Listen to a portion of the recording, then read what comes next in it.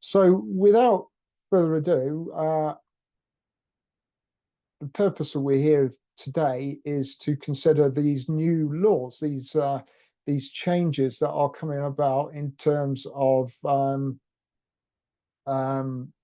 forgive me, these changes that are coming about in terms of sexual harassment at work. Now, for me, cases of sexual harassment at work when they happen are some of the most difficult to deal with because they are so emotive, they're so personal. They're often seen as a violation and an attack on that individual, and it's really important to understand what the employer is doing about it, what it should be doing to prevent that sexual harassment happening in work. I've been dealing with HR consultancy, employment law consultancy at THSP for 13 years now. And it's really, as I say, a real difficult matter. And I've got a couple of cases at the minute that are going into tribunal or in the processes of tribunal. And we'll come on to the risk and the expectation of that later. So today we're taking a whistle-stop tour of what the new sexual harassment legislation is about. And the real emphasis here is for an employer to make reasonable steps to prevent sexual harassment occurring at work. As I say, that's what's the date? It's the 10th today. So in 16 days' time. So we've got a lot to think about. Customers, those that are already working with THSP, myself and my team, have got their policies in place, but we've got to think about how differently we can communicate, consult, train, educate, inform, and assess how sexual harassment is being mitigated in the workplace. Last year, the CBI issued a statement which admitted that it publicly failed to sack sexual predators working within the CBI. McDonald's is facing a multi-million dollar lawsuit in the US over sexual harassment allegations, and has now faced allegations in the UK that their working environments are toxic and rife with sexual harassment. The BBC has recently published wide-ranging allegations of sexual harassment and sexual assault within female surgeons working in the NHS. And there's sordid tales of male surgeons that have been wiping their brow on their colleagues' breasts and assaulting them under the scrubs. It's endemic problems that are in these massive organizations. And thinking a bit wider in terms of harassment, the Met Police Met Police are always in the news about something related to discrimination or harassment. It's a real worrying scene there. But they were also called out in a report last year for being institutionally racist, misogynistic, and homophobic. The report included examples of Muslim employee having bacon stuffed into his boots and a Sikh officer having his beard cut off while berated by their colleagues. As I say, these are really high-profile cases from some very high-profile businesses. But the tip of the iceberg, I'm dealing with customers, SMEs, companies with fewer than 10 employees where sexual harassment is happening in their workplaces. And it's really important for the managers, the board, the managers, and the supervisors to make sure it is taking these positive steps to eradicate such matters that come up in the workplace. So what is harassment? It's a specific form of discrimination, and it's identified under Section 26 of the Equality Act. We can keep this as light as possible, but it's important to make these references back to the law that this derives from. Protection from harassment is a wide umbrella. It just doesn't cover the employee. It considers applicants in the work, those that are seeking employment. It looks at employees, looks at ex-employees. It also considers workers, those that are on the periphery, maybe self-employed, consultants, specialists that are delivering services to your business, not necessarily a PAYE employee, but somebody who's closely connected. And it connect to the public as well. There's been a situation recently that I'm dealing with where a female worker has been filmed in a toilet by an ex-employee. And the claim there, because of the connection, we've done everything to protect the female worker and deal with that. But that female worker is now taking the ex-employee to the police for criminal charges of sexual harassment. It's that serious. It becomes a civil matter for the business, but it can also become a criminal matter if somebody feels violated, their protection that has been violated. There's a lot on this slide, but just to qualify what harassment does consider. And there's some really important definitions here that when it comes down to identifying if the matter is of harassment or is it of bullying. Now, they're both very, very serious allegations to be made by an employee. But today we're looking at harassment. Harassment is deemed as a much more serious matter because of its connection to the Equality Act and criminal law. Bullying, while it shouldn't be overlooked, is more a matter usually around a conflict of interest, a way that somebody has been spoken to that is not in connection to a protected characteristic. So I'll come on to that in a minute. But if we can focus on this section 26 and look at B, the conduct and what it means that it has a purpose of violating somebody's dignity. And it creates an intimidating, hostile, degrading, humiliating, or offensive environment for that person. Now, if you were to look up banter in, say, the Oxford Collins Dictionary, the wording and description about banter is almost identical to that in 26(1)(b)(2), that says that it is intimidating, hostile, degrading, humiliating, or offensive.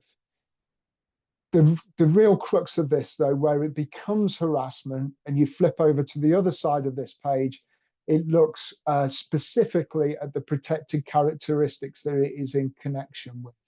So age, disability, gender, race, religion or belief, sex, and sexual orientation. There are a few missing from that. Marriage and relationships is not included on that. And gender reassignment, transgender rights are not connected on that, because it will link back to what the provision affords under sex under this element.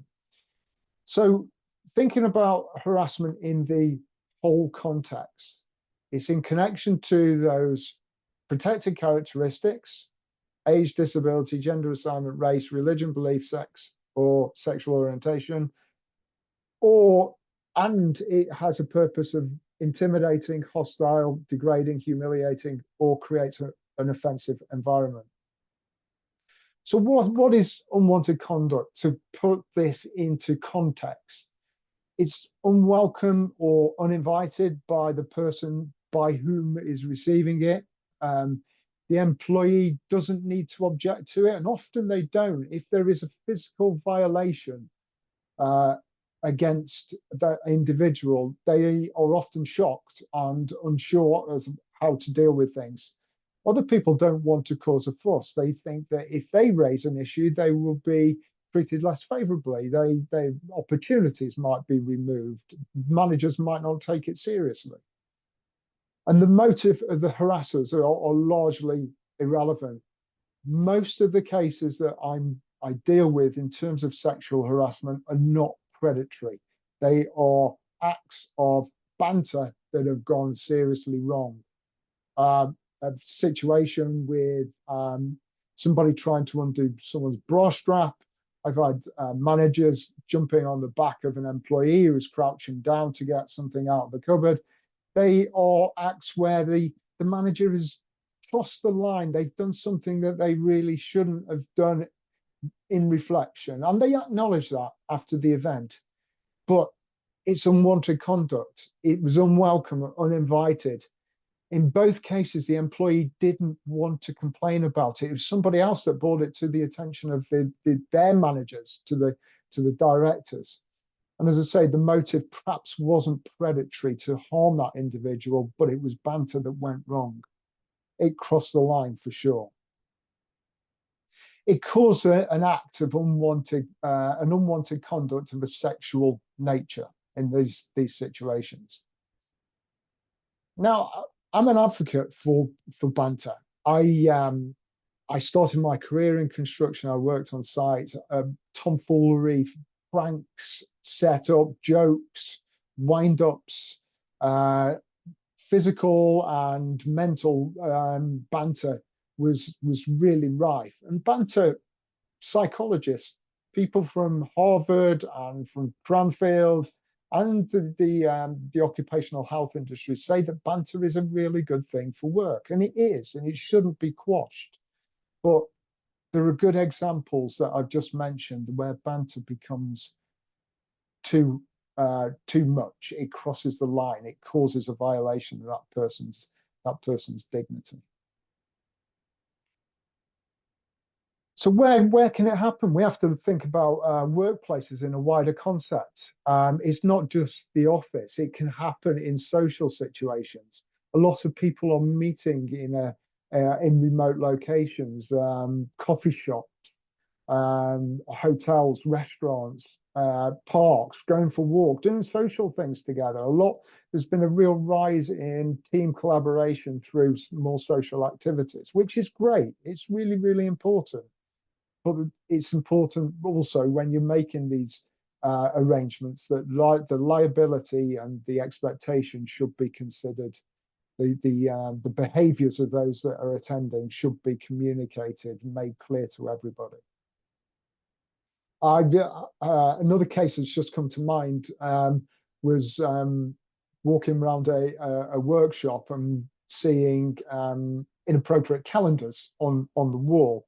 And I was being toured around. I was being shown by a female worker at the time, just as a premises walk around. This is what we do. Very proud of what they do. But I saw these calendars. I said, "How do you feel about that?" And she says, "Well, it's not worth saying anything about it, is it? It's one of those things. It's what the blokes do." I thought, well, that's not how it should be. That's not acceptable because you're clearly not supportive of that. You don't want to see it. You've turned me away from it. They're the kind of things, when I come on to looking at culture in a minute, these steps that we can take, they're the kind of things that we can really look at and look to change in a physical context. But when I say the workplace as a wider concept, the Equality Act makes clear reference that anything that is done in connection to the employee's work could constitute an act of harassment. Christmas parties in end of November, beginning of December, I get a plethora of emails. We've got a Christmas function coming up soon. What should we do? Let's put a statement out there. Let's remind everybody about the code of conduct. We want everybody to have a good time, but talk about the behaviours and how people should react, be responsible at those events, and make sure that there is at least one safe person there who can keep an eye on things and interject and intervene, who's got the authority to do that if they think something is getting out of hand. So that conduct of the individual could be it could be direct, but the risk is that if the employer has not demonstrated a stance or set its expectations, its rules, its policies out beforehand as to what is unacceptable behaviour and how it would be treated, disciplinary action addressed as grievances, then the employer too would be liable. And in these cases of sexual harassment, it is not uncommon to see it go to a tribunal and to the magistrate as a claim against both the person, the perpetrator of the sexual harassment, and the company if there is failure to protect and deal with matters of sexual harassment in work. So we come on to these new changes now. What are expected in terms of this worker protection bill that becomes part of the Equality Act? There is this expectation now to take positive steps, reasonable positive steps to address sexual harassment in the workplace. This law is slightly different to what it says about discrimination in the workplace. It says you must take steps to eradicate, to prevent discrimination in the workplace. This new piece of legislation asks and expects, it's very practical, it expects employers to take reasonable steps. So the next few slides, we're going to think about what those reasonable steps are. First and foremost is to have a policy. What are those policies? Definitely an equal opportunities policy and a harassment and bullying policy. Our customers, you've got those, they are refreshed and maintained every year. How you communicate that can come into question now. Do you use it in induction? Do you use it at appraisals and review? How accessible are they to the people within your business? It's really important that we start to think now about how they are communicated. In support of that, it's really important that you have a disciplinary policy, a grievance, and a social media policy, because working backwards, social media, they are now the places where sexual harassment is starting to happen a lot. Images that are being shared, information, private data is being shared through social media. But if somebody is aggrieved by the conduct, they need to know how to deal with that, the grievance policy. And if somebody has breached these rules and acted in a predatory or just crossed the line and done something really untoward that they shouldn't have done, then we might have to address it through our disciplinary policy. Again, all our customers have these in their staff handbooks, and again, it's about how they're communicated and made clear to the workforce.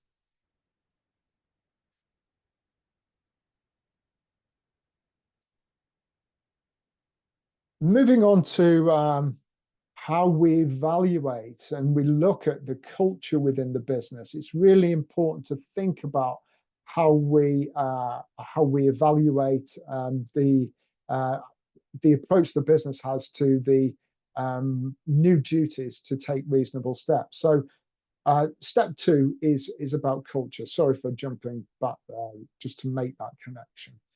So undertake a risk assessment. What practice have we got in place? Thinking about the policies and procedures, are they up to date? Are they relevant for the business? How are they communicated? When do we communicate it? When do they get refreshed? In terms of culture, there's an expectation to take a look in the mirror, undertake a staff survey, a culture survey, form some focus groups, particularly with groups that are more in touch, perhaps, with banter and conduct within the workplace that might have a voice about this, an opinion, a view. Make sure that you communicate and you share, you obtain that view and you communicate and think about their views and opinions. Feedback is really important. Having a go-to confidant. We have that for mental health first aiders in most organizations now. So can we upskill that person to be that confident? If somebody is concerned about harassment, sexual harassment in the work, do they have somebody they can go to? Review how cases of past harassment have been dealt with, how they originated, how they manifested into the case, the damage that it caused, how it was resolved. Learn from that, put measures in place, train, next step, which we'll come on to. The third step on that reasonable steps to compliant or demonstrating to a tribunal that the business has done its utmost to take reasonable steps to prevent sexual harassment at work is with training.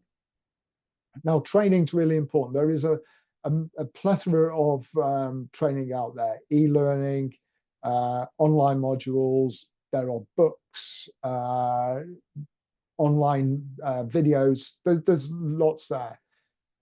But there's already been some case law here to say that training that was carried out some time ago and was quite generic was not acceptable. They didn't focus on the particular workforce. It's really important to tailor that training with the opportunity, the training that we are now providing to customers who want to take this positive action, take these positive steps.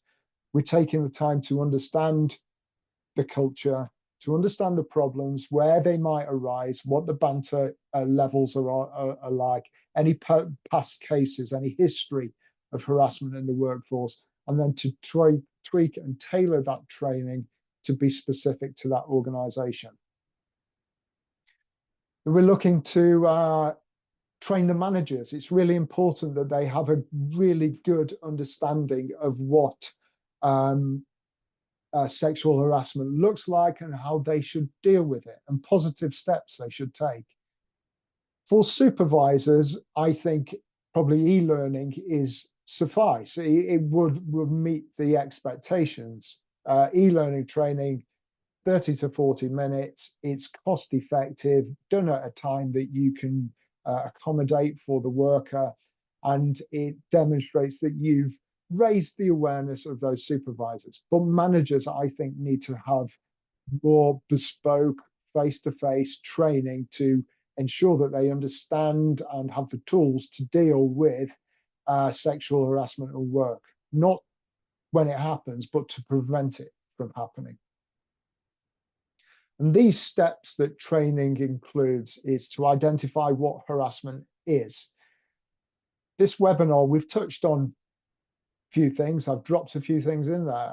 What is harassment? It's different to bullying. Why is it different to bullying? We explore that. What the business will do if bullying, harassment happens, the steps it must take. To understand what acceptable workplace culture is, and that fine line between banter and the differences between banter and harassment. What should they do, and actions, how they should address harassment in the workplace, or what should they do if they suffer harassment, and what to do if harassment is reported to them. It's really important that they have the tools to deal with it in a very positive, responsive, responsible way. This isn't my drop-in. This is my offer to you in thanks and recognition for you coming here today, spending this time to listen to what I've got to say. And there's still a bit more to come. But next week, on Wednesday the 16th and Friday the 18th, I am running the 3-hour training session, the sexual harassment prevention rules, techniques, and tools for managers and supervisors and board directors on Zoom. It's usually at a regular price of $250, but if you sign up today by dropping your interest in the chat before the end of this webinar, then we will honor that for £100 plus VAT.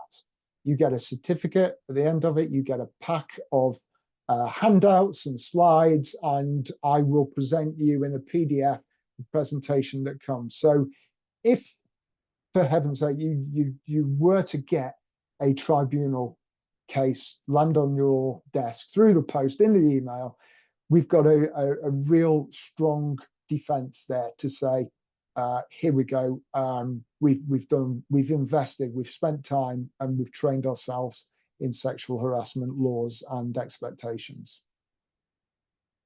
Chat's open to everybody. Emma, my colleague, is in the background keeping an eye on that. Again, if you've got any questions, do let us know as we go through this, the remainder of this session. There's a few more slides, and this is really to shake it up a little bit about how situations can transpire into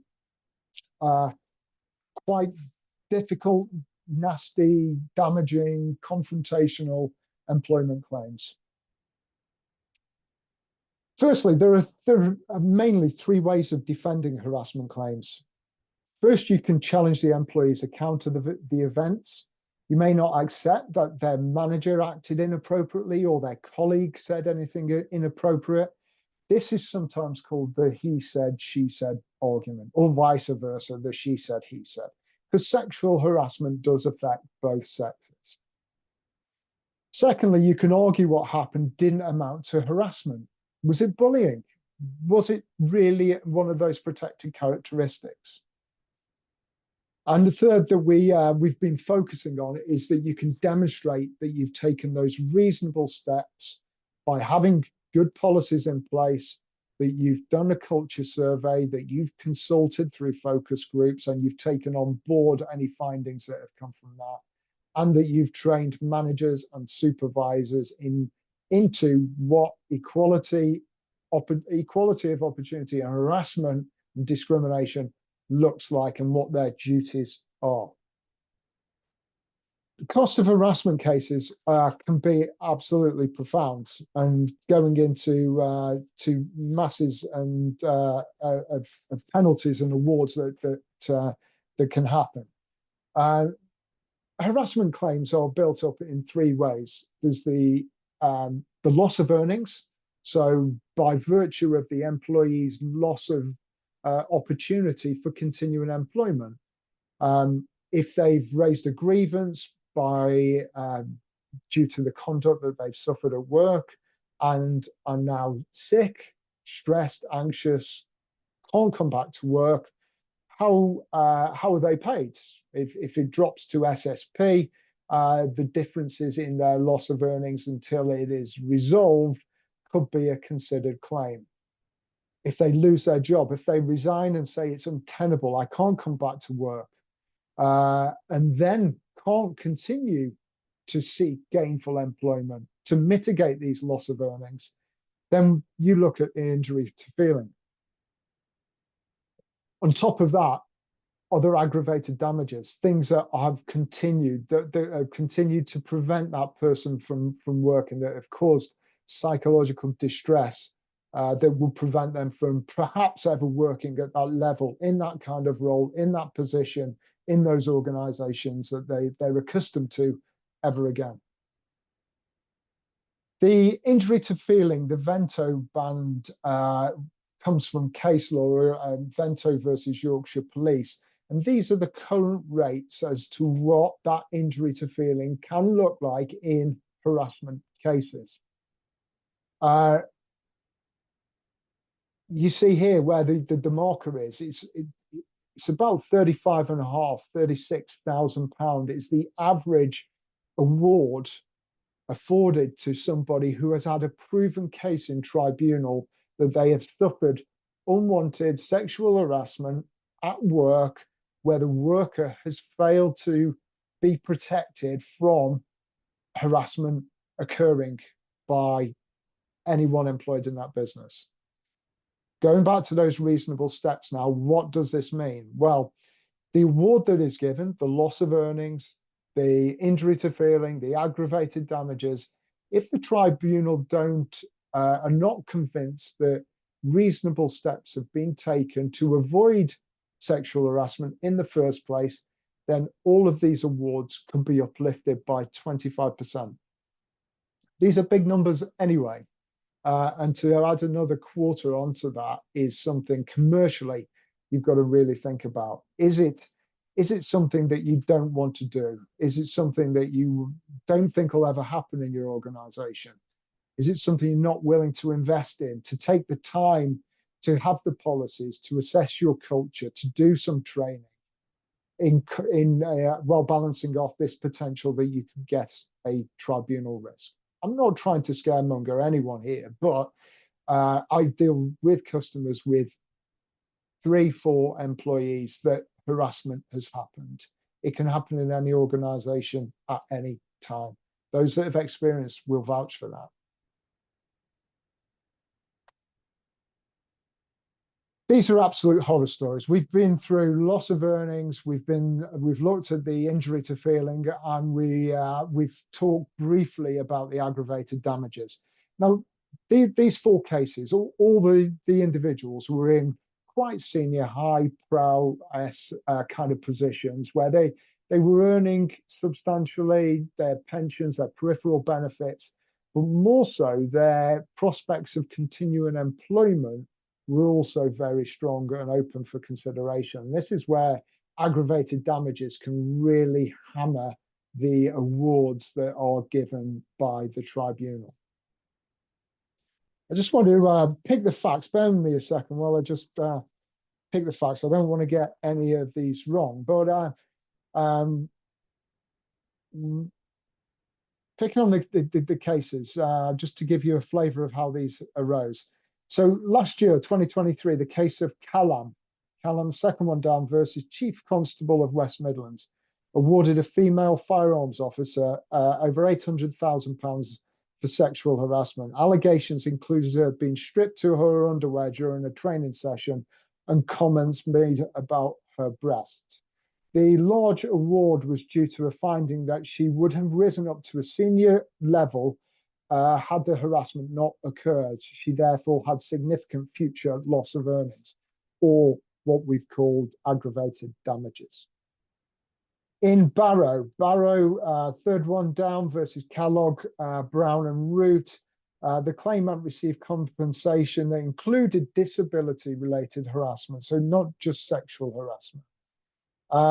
And it was largely down to the finding, the £2.5 million award was down to the finding that the employee would probably never work again because of the psychological damage the harassment had caused to them. Earlier this year, 2024, in Wright Turner versus London Borough of Hammersmith, the claimant was awarded compensation of £4.6 million in a claim of disability-related harassment that again included some sex harassment.